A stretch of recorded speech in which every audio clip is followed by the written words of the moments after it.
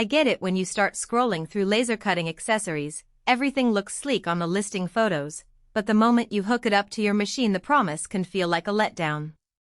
You've probably wondered whether that pricey nozzle connector will actually keep your beam steady or if it's just another piece of plastic that will wobble and ruin a batch of parts. Link is in the description if you want to check the product details on Amazon. That hesitation is real, especially when you're running a small shop or a hobbyist studio where a single bad cut can cost time, material, and patience.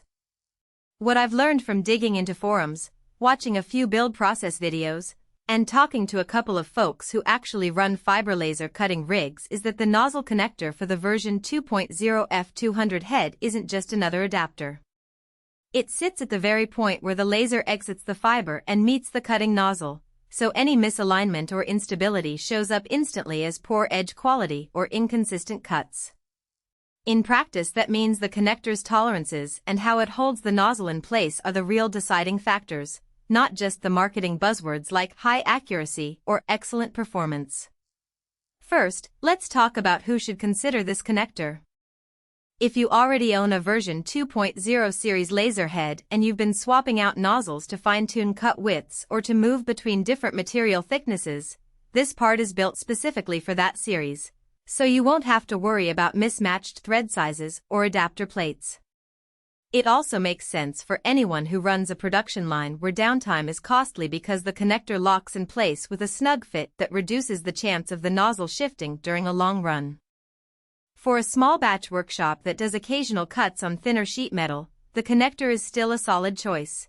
The high-precision fit can help you get cleaner edges and avoid the extra scrap that you'd otherwise have to recut. On the flip side, if you're just starting out and you don't already have a version 2.0 F200 laser head, this part is essentially a niche component. Buying it without the proper head would just sit on a shelf. Likewise, if you run a completely different brand of fiber laser that uses a proprietary nozzle interface, you'll likely need a different adapter. And if you are looking for a one-size-fits-all solution that can be swapped between multiple laser models overnight, you might be better off looking at universal adapters that trade a little precision for broader compatibility. Now, digging into the practical strengths. The first thing users notice is how stable the connector feels once you tighten it. In a few videos I saw, technicians would snug the connector with a simple wrench, and the entire assembly didn't wobble when they tapped the nozzle with a tool. That stability translates into a smoother beam path, which in turn leads to consistent kerf widths. When you're cutting 1 mm stainless steel or trying to carve intricate patterns into acrylic, that steadiness is the difference between a clean line and a ragged edge that needs a secondary finish. Another upside is durability. The connector is machined from a hardened alloy that resists the heat soak that comes from high-power fiber lasers. In practice, that means you can run the laser at its maximum wattage for extended periods without the connector warping or losing its tight grip on the nozzle. I've seen shops that run the machine for 8-hour shifts and report that the connector still feels as tight after a week as it did on day one. For anyone who values a low-maintenance workflow, that reliability can save you from having to replace the part every few months. There are also a couple of hidden trade-offs to be aware of. Because the connector's design focuses on a very tight tolerance, you'll need to be precise when you install it.